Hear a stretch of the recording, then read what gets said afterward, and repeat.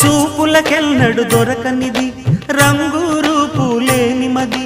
రెప్పలు తెరవని కన్నులకు స్వప్నాలెన్నో చూపినది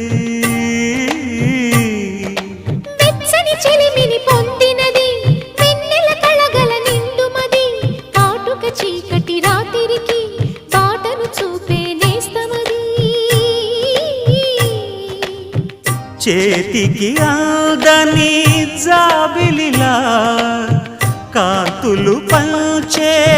మణిదీపం కొమ్మల చాటున కోయిలలా